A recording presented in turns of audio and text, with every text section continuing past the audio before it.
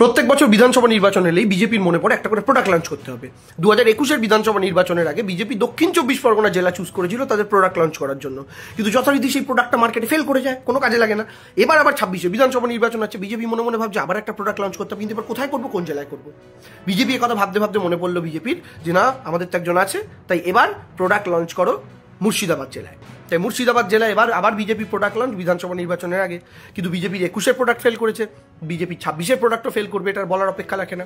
আসলে আমরা যে স্লোগানটা তুলেছিলাম না 21-এ, আমার মাটি সইবে না, ইউপি বিহার হইবে না, বাংলা আমার বাংলা রবে, বন্ধু এবার খেলা হবে, এটা কিন্তু শুধু কোনো রাজনৈতিক দল বা আদর্শের বিরুদ্ধে স্লোগান ছিল না, এটা একটা ভাবনার এগেনস্টের স্লোগান ছিল।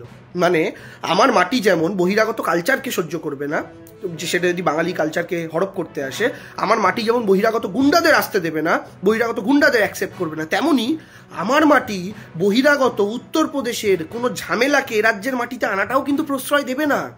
এবং এটা এ মাটির হিন্দু মুসলমান নির্বিশেষেই দেবে না।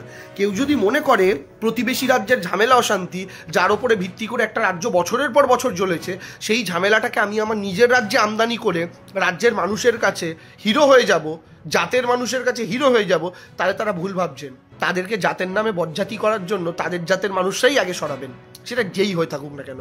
যেমন হিন্দু ধর্মের মানুষেরা এই বাংলার মাটিতে শুভেন্দু সহ সমস্ত উগ্রপন্থী শক্তিকে রিজেক্ট করেছে, তেমনি এই মুর্শিদাবাদে লঞ্চ হওয়া বিজেপির নতুন প্রোডাক্টকেও তাদের ধর্মের লোকেরাই রিজেক্ট করবেন। কারণ এই বাংলা রবীন্দ্রনাথ নজরুলকে একসঙ্গে পড়ে বড় হওয়া বাংলা। তাই এই বাংলায় কেউ যদি মনে করেন ওই পলিসিতে কাজ করবেন, করে সাকসেসফুল হবেন, সেটা সম্ভব না। আর আরেকটা কারণ আছে, এটা আমার ধর্ম মত নির্বিশেষে প্রত্যেকের কাছে বক্তব্য। আপনারা একটু খেয়াল করে দেখবেন, একজন হিন্দু তিনি মন্দির বানাবেন, একজন মুসলিম তিনি মসজিদ বানাবেন, একজন শিখ তিনি তার ধর্মস্থান বানাবেন, একজন খ্রিস্টান তিনি তার ধর্মস্থান বানাবেন। ইটস কোয়াইট ন্যাচারাল, এটা হওয়াটাই স্বাভাবিক, না হওয়াটাই অস্বাভাবিক। কিন্তু সারা বছর তারা প্রত্যেকে করুন, কিন্তু খেয়াল রাখুন ঠিক কারা কারা ভোটের 3 মাস আগে ওপরওয়ালার মন্দির বা ওপরওয়ালার উপাসনাস্থল তৈরি করছেন। খেয়াল করে দেখুন, আজ থেকে ঠিক 1.5-2 বছর আগে 2024-এর লোকসভা নির্বাচনের ঠিক 3 মাস আগে এক দাড়িওয়ালা বাবা রাম মন্দিরের উদ্বোধন করেছিলেন। তখন রামচন্দ্র কিন্তু ক্ষিপ্ত হয়েছিলেন, তিনি দাড়িওয়ালা বাবার কানটা মুলে দিয়ে বলেছিলেন, ওরে বেটা, আমি তো রাজনীতির বস্তু নই, তুই ভোটে জিততে চাস বলে ভোটের 3 মাস আগে আমার মন্দির তৈরি করলি, আর কি বলে বেড়াচ্ছিস লোককে যে আমি রামকে এনেছি, জো রামকো লায়া হ্যাঁ হাম উসকো লায়েঙ্গে। আরে মূর্খ, আমাকে আনার ক্ষমতা তোর নেই, তোকে আমি এই পৃথিবীতে এনেছি। এই বলে রামচন্দ্র দাড়িওয়ালা বাবার কানটা মুলিয়ে দিয়ে তার 400 গাড়ি 240-এ আটকে দিয়েছিলেন।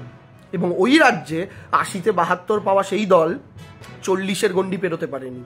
এবার আবার একজন হয়তো অন্য কোনো ধর্মে এই বাংলার মাটিতে বিজেপির দেওয়া সুপারি অনুযায়ী কাজ করছেন, তিনিও ভোটের ঠিক 2-3 মাস আগে তার ওপরওয়ালাকে মনে পড়েছে মসজিদ তৈরি করার জন্য। ওপরওয়ালাও তার কানটা মুলবেন সঠিক সময়, তার মাধ্যমে, তিনি তো খুব ক্ষুদ্র, তার মাধ্যমে আবার কানটা মোলা যাবে সেই দাড়িওয়ালা বাবারই। কারণ ভগবান কারোর রাজনীতির বস্তু হতে পারে না। সারা বছরে তুমি না করে, 5 বছরে না করে, 10 বছরে না করে, তোমার হঠাৎ মনে পড়লে এখন ভোটের 3 মাস আগে আমার ওপরওয়ালাকে স্মরণ করা দরকার, আমার এখন আল্লাহর বান্দা হতে হবে। আল্লাহ অত বোকা নয়, রামচন্দ্রও অত বোকা নয়। রামচন্দ্র বলুন বা আল্লাহ বলুন, আসলে যে যাকে মানেন, সেই যে পরম শক্তিমান ঈশ্বর ওপরে রয়েছেন, সেই পরম শক্তিমান ঈশ্বর সবটা বোঝেন। তাকে কারা ভক্তিতে ভালোবাসেন, কারা রাজনীতির স্টারগুলো চমকানোর জন্য ভালোবাসেন, ওপরওয়ালা ঠিক সময় তাদের কানটা মুলে দেবেন। একজনের মুলেছেন, আগামী দিনে আরেকজনের মুলবেন। আর এই বাংলার হিন্দু মুসলমান নির্বিশেষে সকলকে অনুরোধ, দয়া করে কেউ এই ধর্মীয় ট্র্যাপে পা দেবেন না। আমরা আমাদের রাজ্যের মুখ মাথা যেন একই রকমভাবে উঁচু করে রাখতে পারি, এটা মাথায় রাখবেন। আমাদের রাজ্যটাকে আমরা যেন কোনোভাবে উত্তরপ্রদেশ হতে না দিই। এই স্লোগানটাকে আরও একবার মনে করিয়ে দিই, আমার মাটি সইবে না, ইউপি বিহার হইবে না, বাংলা আমার বাংলা রবে, বন্ধু আবার খেলা হবে।